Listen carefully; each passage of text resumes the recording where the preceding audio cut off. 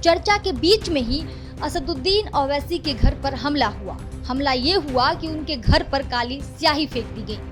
हालांकि उस पे एफआईआर दर्ज हो चुका है और कयास लगाए जा रहे हैं कि जल्द ही आरोपी पुलिस के गिरफ्त में होगी। बैरिस्टर असदुद्दीन ओवैसी साहब बहुत ज़हीन आदमी है, बहुत सोच है उनकी बड़ी कि आज जो संसद से वो आवाज़ लगा रहे हैं वो पूरी दुनिया में देखा गया है। कि सदन में जय फिलिस्तीन बोलने के पीछे सांसद असदुद्दीन ओवैसी का क्या मकसद है? क्योंकि जब किसी मुल्क के ऊपर इतना बड़ा जुल्म हो रहा हो और इतने बड़े पैमाने पर नरसंहार हो रहा हो तो हमारी मानवीयता ये कहती है कि हमें उनके साथ खड़ा होना चाहिए, आवाज़ बनना चाहिए।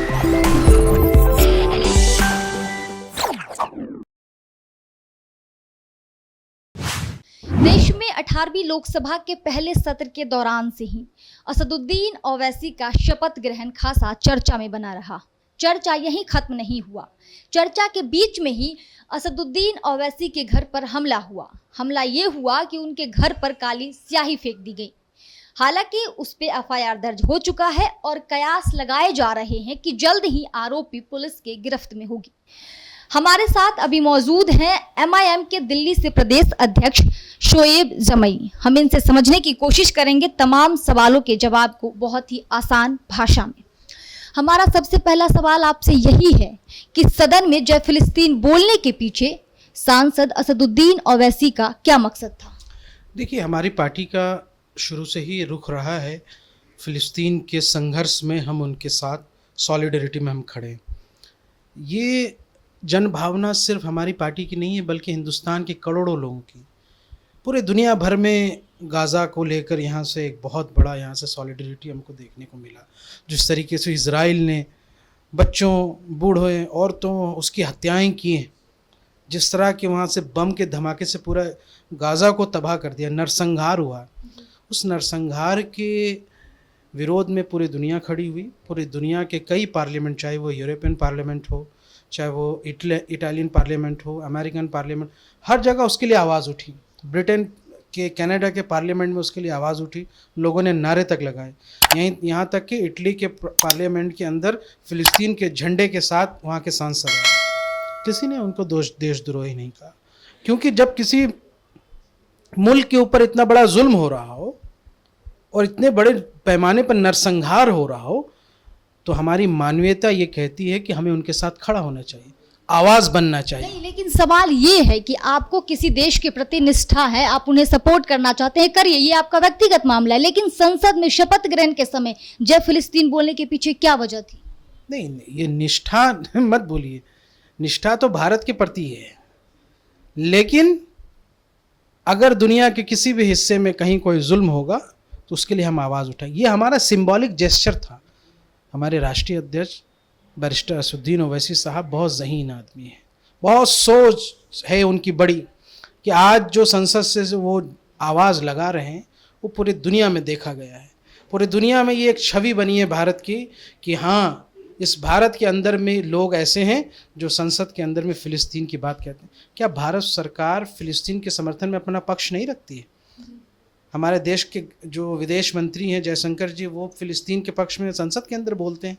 उस समय तो क्या आप देशद्रोही बोलेंगे?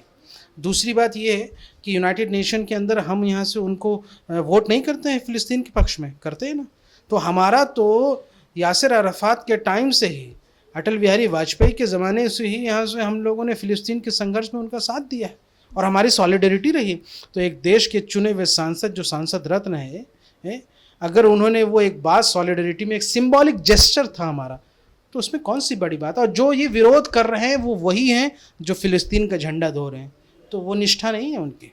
उनसे पूछिए, अगर आज स्पीकर ओम बिरला जी से पूछा जाए और संसद के जो कार्यक्रम मंत्री उनसे पूछा जाए कि इसी संसद के यहाँ से सदस्यता लेते वक्त में ही जो है लोगों ने, उस बीजेपी के सांसद ने हिंदू राष्ट्र का नारा लगाया, जय हिंदू राष्ट्र बोला गया था, उस समय तो हंगामा नहीं हुआ। उस समय तो यहाँ से किसी ने वहाँ जाके विरोध प्रदर्शन नहीं किया। क्या आप चाहते हैं कि हम उस सांसद के घर के सामने नारे लगाएं? क्या आप चाहते हैं कि यहाँ से हमारे मजलिस के कार्यकर्ता उस सांसद के यहाँ से घर के सामने कालीख पोत दें, उनके घर में पत्थरबाजी कर दें? क्या आप चाहते हैं? हम ऐसा नहीं करेंगे और हम इस पे बिलीव भी नहीं करते हैं। लेकिन अगर किसी को कोई बात, किसी का आपको विरोध करना है, आप उनकी सुरक्षा के साथ ख़तरा पैदा नहीं कर सकते। और ये देश की सरकार की जिम्मेदारी है उनको सुरक्षा देने की। अगर वो नाकाम है तो दिल्ली प्रदेश मजलिस के कार्यकर्ता उनकी सुरक्षा उठाने के लिए तैयार हैं। सुरक्षा वाले सवाल से ही हम जुड़े आपसे एक सवाल पूछ रहे हैं कि ओवैसी साहब के घर पर एक बार नहीं, 2 बार नहीं, तकरीबन ट्वीट में ओवैसी ने खुद ही ये बात बोले हैं कि 15 बार, तकरीबन 15 बार उनके घर पर हमला किया गया है। इसके पीछे कौन है साजिश करता, किन्हें आप जिम्मेदार बता रहे हैं? एक हाई सिक्योरिटी जोन है अशोका रोड। दिल्ली पुलिस क्या कर रही है, किन के अंडर है? जब आप देश के चुने हुए सांसद को संसद के अंदर आतंकवादी कह देते हैं, कटुआ कह देते हैं, तो आम जनता के अंदर क्या यहाँ से उसका नैरेटिव जाएगा? और दिल्ली पुलिस क्या करती है, सुरक्षा कर्मी क्या कर रहे हैं? जब उस वक्त वहाँ पे आया है वो जो भगवा गुंडे वहाँ पे आतंक मचाने आए हैं वहाँ पे, तो दिल्ली पुलिस ने उस वक्त ही वहाँ गोली क्यों नहीं मारी? मुझे ये बताइए, अगर प्रधानमंत्री ऑफिस के सामने या प्रधानमंत्री निवास के सामने अगर कोई इस तरह के गुंडे मुस्लिम धर्म के या किसी भी धर्म के आकर के वहाँ पे इस तरह की हरकत करे, तो क्या उनको एसपीजी वहाँ गोली नहीं मारेंगे या सुरक्षाकर्मी उस पर गोली नहीं मारेंगे? तो फिर यहाँ से ये बताइए कि हमारे देश के इतने बड़े सांसद, एक पार्टी के राष्ट्रीय अध्यक्ष, उसके घर के सामने अगर इस तरह के कोई हरकत कर रहा है तो गोली चलाने में किस बात की देर, क्यों नहीं कार्रवाई होती है? क्या छूट दे रखे हैं इसको? शूट एंड साइट का ऑर्डर होना चाहिए। चलिए हम आपसे थोड़े से राजनीतिक से जुड़े सवाल पूछते हैं कि आने वाले दिनों में महाराष्ट्र और हरियाणा में विधानसभा के चुनाव होने वाले, तो क्या आपकी पार्टी वहां पे चुनाव लड़ेगी? देखिए, बिल्कुल लड़ेगी। और इस लोकतंत्र में, इस जमहूरियत में हमें भी यहाँ से हक है, हम अपनी किस्मत आजमाएं, हमारे लोग काम कर रहे हैं। लेकिन दिल्ली में भी यहाँ से विधानसभा चुनाव है और मैं दिल्ली प्रदेश अध्यक्ष हूँ, हमारी जिम्मेदारी है। हम 25 से ज़्यादा सीटों पर दिल्ली में चुनाव लड़ेंगे और इसको लेकर हमारा संघर्ष जारी है। केजरीवाल सरकार ने जिन जिन वादों पे यहाँ से मुसलमानों को अपनी तरफ रुजू किया, उन सब पे फेल हो गए। और जो मुस्लिम कॉलोनियों को पक्का करने का जो उनका वादा था वो फेल। मुस्लिम कॉलोनियाँ की सड़कों की हालत देख लीजिए, एक पानी में ही यहाँ से पूरा सीवरेज जाम हो गया। जो एमसीडी जिसको कहते थे कि हमें एमसीडी में भी लाओ, अब आ गई है एमसीडी में। अब यही एमसीडी मुसलमानों की मस्जिदें तोड़ रही हैं। तो ये जो जुल्म कर रहे हैं मुसलमानों के साथ, तो हमें दिल्ली के अंदर बहुत बड़ा एक जन आंदोलन खड़ा करना पड़ेगा केजरीवाल सरकार के खिलाफ, और हम करेंगे, बहुत जल्द करेंगे। आप देखेंगे ये खबर, जिस तरह के जुल्म और ज़्यादतियाँ हो रही हैं मुसलमानों के साथ, एक तरफ भाजपा की सरकार है, एक तरफ केजरीवाल की सरकार है, ये दोनों मिलकर दिल्ली के मुसलमानों को ठगने का काम किया है। दिल्ली के मुसलमानों के साथ जुल्म कर रहे हैं, ज़्यादती कर रहे हैं। मैं पूछता हूँ ना केजरीवाल से कि तुम्हारी एमसीडी है और तुम्हारे इशारे पे बुलडोजर चल रहा है। तुम एक तरफ मरकज़ के मौलाना को गिरफ्तार करवाते हो, एक तरफ यहाँ से आप दिल्ली दंगों में मुसलमानों को कटने मरने देते हो, और दूसरी तरफ उनकी मस्जिदें तोड़ रहे हो। मुसलमान आपको इसलिए वोट दे रहा था। इसलिए दिल्ली के मुसलमानों को सोचना चाहिए, समझना चाहिए कि जिसको आपने वोट दिया है वो इस लायक है भी या नहीं है। तो जो आप चुनाव लड़ेंगे आने वाले समय में, जो दिल्ली में चुनाव होंगे, उसमें आपका क्या मुद्दा रहेगा?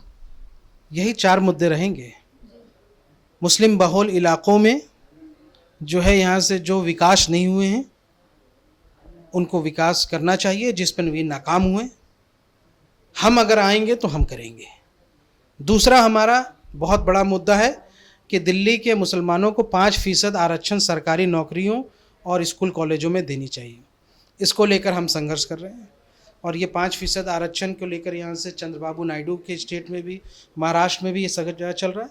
आप दिल्ली में क्यों नहीं दे सकते? आप पारित कीजिए यहाँ से, जब भाजपा सरकार की बारी आएगी तो हम उनसे केंद्र में भी बात करेंगे, लेकिन आप तो पहले कीजिए। दूसरा यहाँ से कि जगह जगह मस्जिदें डिमोलिश हो रही हैं, जिसको लेकर हम जन आंदोलन कर रहे हैं। और ये मुझे लगता है कि जब 25 सीटों पर हम चुनाव लड़ेंगे दिल्ली में, तो दिल्ली के मुसलमानों के पास एक बहुत बड़ा विकल्प होगा, दलितों के पास एक बहुत बड़ा विकल्प होगा, पिछड़ी समाज के लोगों के पास विकल्प होगा कि जहाँ जहाँ से उनको ठगने का काम किया गया और जिस तरह से निष्क्रिय हैं आम आदमी पार्टी के जो विधायक हैं, उनको यहाँ से एक जवाब देना चाहिए। तो अगला सवाल हमारा बिहार से जुड़ा हुआ है कि 2025 में विधानसभा के चुनाव होने वाले हैं बिहार में, और पिछली बार आपकी पार्टी मजबूती से दिखी थी क्योंकि 5 सीटें जीती थी। तो इस बार क्या प्लान है कि आपकी पार्टी कितने सीटों पे लड़ेगी वहाँ? इस बार हम 10 सीटें जीतेंगे और बिहार के हमारे प्रदेश अध्यक्ष अख्तरुल इमान साहब बहुत मजबूत शख्सियत हैं, बहुत मजबूती के साथ पार्टी को आगे बढ़ा रहे हैं।